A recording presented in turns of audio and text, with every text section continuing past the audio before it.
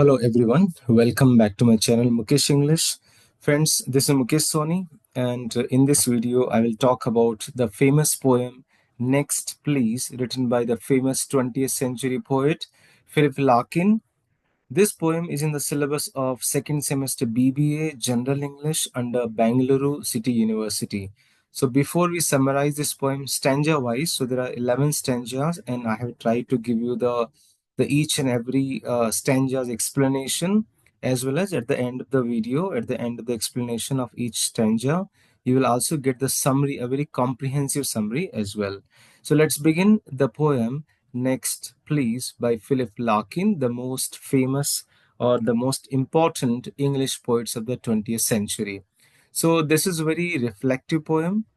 In this poem, the poet explores the human tendency to constantly look forward to the future, expecting happiness, success, or rewards to arrive.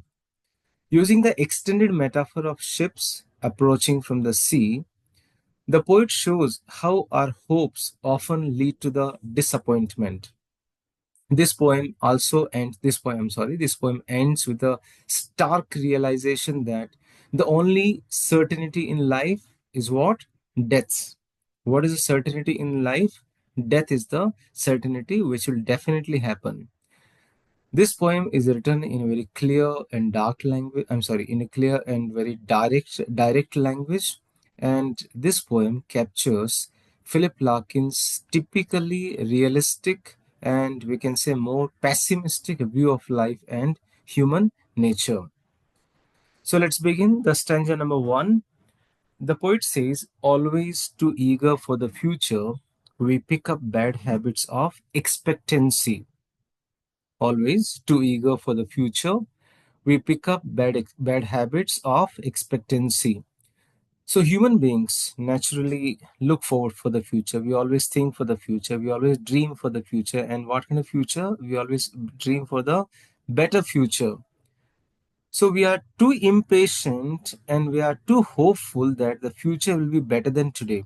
One thing, we don't have patience. Second thing, we are too much pessimistic, so that we always think that our future should be better than today. So because of this eagerness, we develop, what do? We start developing the bad habits, and we constantly expect something good to happen instead of focusing on the present moment. Kal ho na ho, right? Something like this.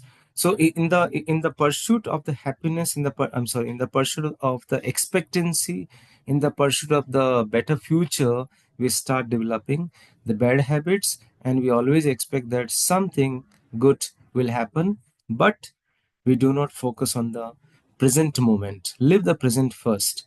That's a message in the stanza number one in these two lines by the poet Philip Larkin. Stanza number two. The poet says that something is always approaching every day. Till then, we say, something is always approaching every day. What? Every single day we believe that something great is on its way, something kuch to hone wala hai, something great will happen in my life. Every day we think, every day we dream. We keep saying, it will happen soon, just wait, it will happen soon, just wait. But it never actually arrives.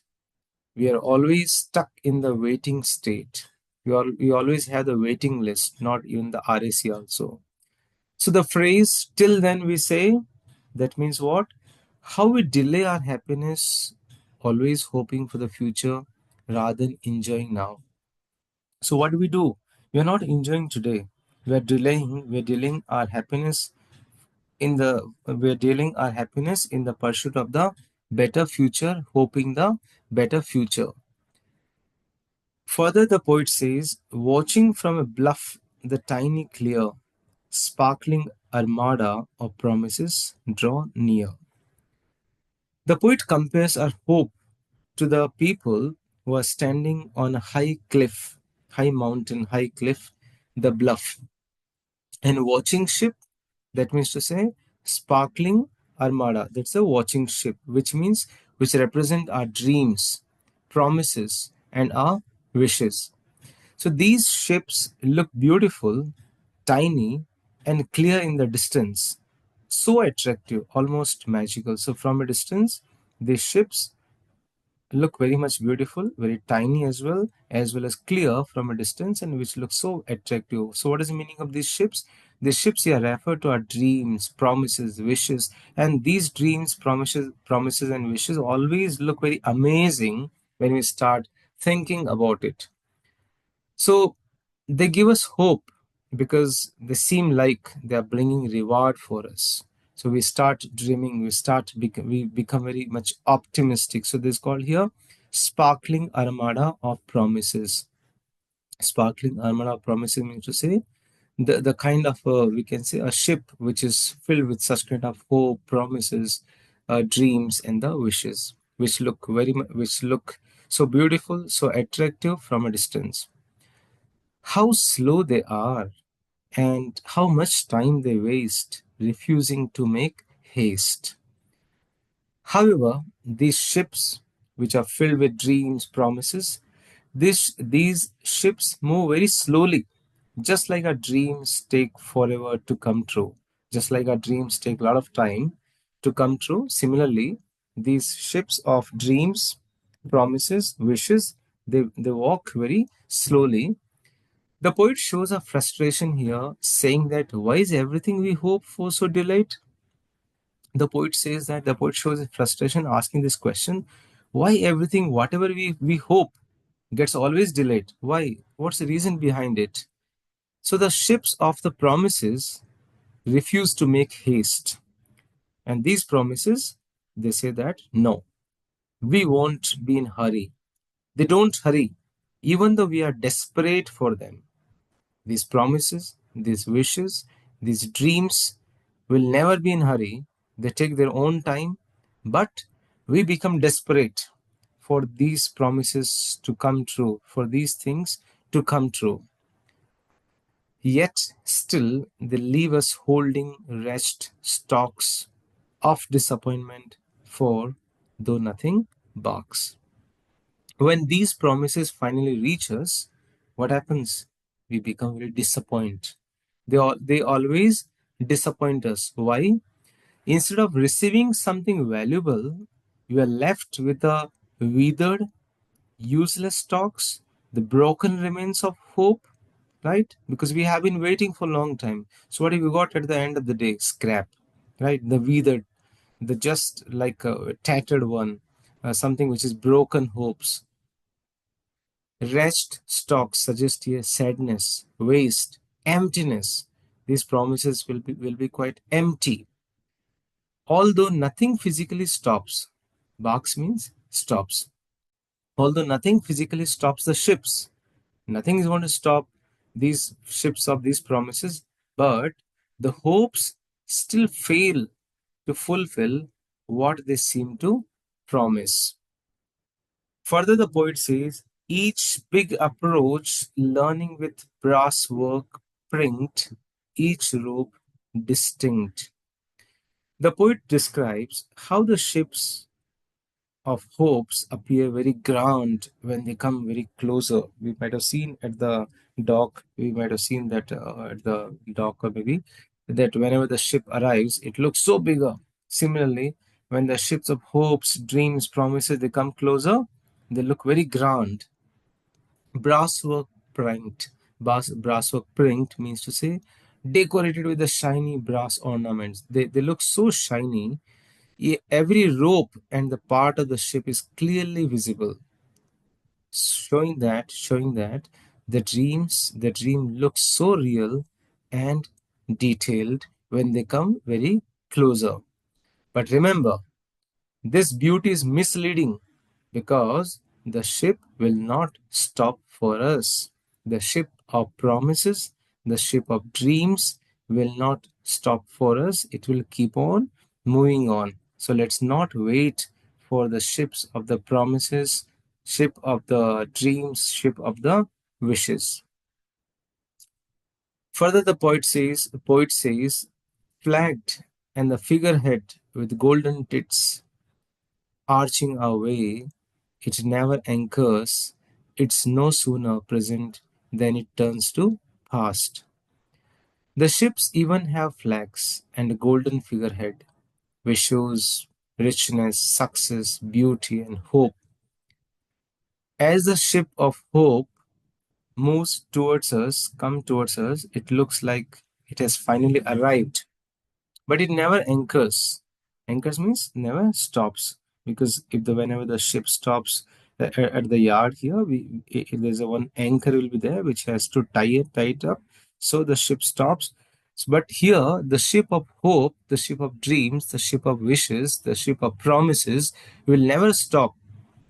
The ship immediately passes by, and what we are hoping just becomes another memory.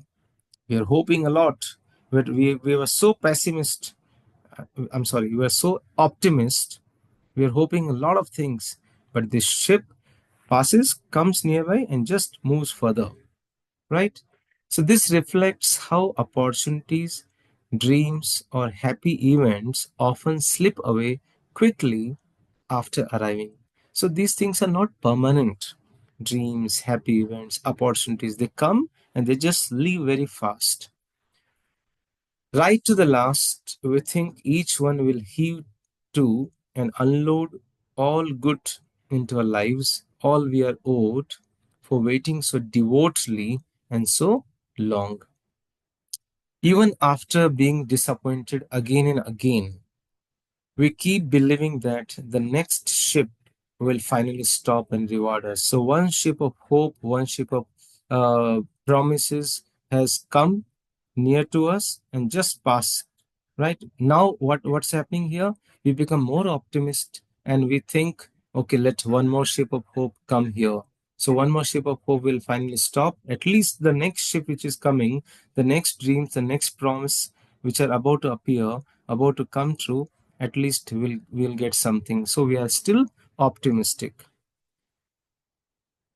Just a minute. We imagine the ship will unload all the happiness, success, and rewards we feel we deserve. So the poet here emphasizing our human stubbornness. Even when life teaches us otherwise, we still keep hoping. The life is teaching that this is not going to happen. It will take time, but we still have the hope. We still become so impatient. We still keep on waiting for the another ship of hope, another ship of dreams, etc. In the stanza number 9, the poet says, but, we are wrong. We are not right. We are wrong. Why does he say? The poet gives a very cold and blunt truth. He's going to give us very cold and very blunt truth. He says, we are wrong to hope like this. Our dreams will not bring us the great rewards we imagine. Disappointment is more common than fulfillment. So, what is common? Disappointment. Fulfillment is not common. Getting the dreams come true is not common. Getting the frustration, getting desperation is more common. So, our dreams are not going to bring us the great rewards which we have already imagined. So, he says, we are wrong. Further, he says only one ship is seeking us, a black sailed, unfamiliar, towing at her back a huge birdless silence. I repeat, which ship is waiting for us? Only one ship is seeking us, a black sailed, unfamiliar, towing at her back a huge and birdless silence. This ship is looking for us. So in reality, only one ship is coming for us. Which ship? The ship of death. That is permanent. The ship of promise, the ship of dreams is not guaranteed. There's no guarantee for such ship. But the ship, like death, is very much guaranteed in our life, which is waiting for us. It has black sails. Black sails means to say similar darkness, grief, and the uncommon. It drags behind its silence. No life, no birds, no songs. Nothing can be heard when the death arrives. Birdless shows here there's no hope, there's no future, there's no new beginning after it passes because we won't be alive, right? He says here when this ship of death arrives, you won't get any life, you won't be able to hear the birds chirping. You won't be able to hear the songs. So there's no hope after death. There's no future after that. And there's no new beginning after death. So this ship of death is guaranteed. Guaranteed. It will definitely arrive. Right? In the last stanza, the poet says, in her wake, no waters breed or break. Her here refers to death. In her wake, no waters breed or break. After this black ship of death passes, water is completely still. There won't be any waves. There won't be any new ripples.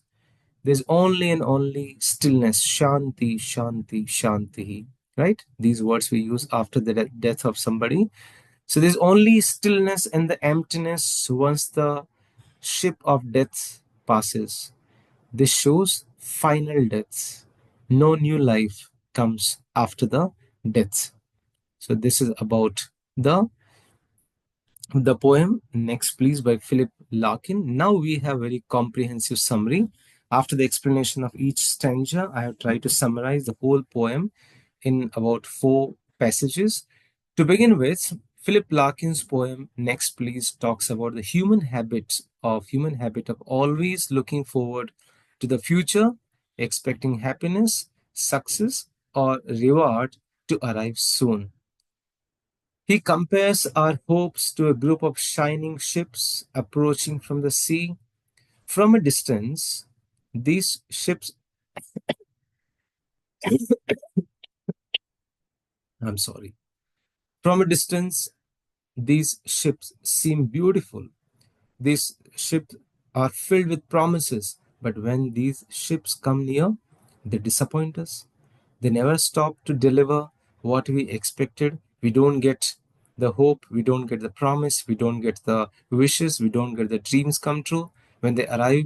So instead, they quickly pass by and leave us empty handed. Throughout life, we keep believing that the next opportunity will bring all we desire, but the poet points out that this belief is false. In reality, the only ship that surely comes to everyone is the ship of death, which is symbolized by a dark, silent ship which brings an end to life. So the poem teaches us that wasting our lives waiting for future reward is foolish. Don't waste your life for waiting for the future reward. It's foolishness. Why? Because which reward is permanent? Death is the certain event in life. Death will definitely appear. That ship will definitely stop. The other ships of the rewards, dreams, promises, wishes may not stop. If they stop also, temporary, transitory, but not permanent. But death is permanent. So this is how I've tried my best to explain as well as to summarize Philip Larkin's famous poem Next Please. This poem is in the syllabus of second semester BBA General English under Bangalore City University. For the rest of the poems, rest of the lessons summary, stay in tune with my channel Mukesh English, and very shortly you'll be getting all the lessons summary and the model question paper discussion even before the examination, the last minute revision. So please do subscribe the channel if you want to get all the videos. So don't forget to subscribe. Do subscribe it. Thank you so much for watching my video.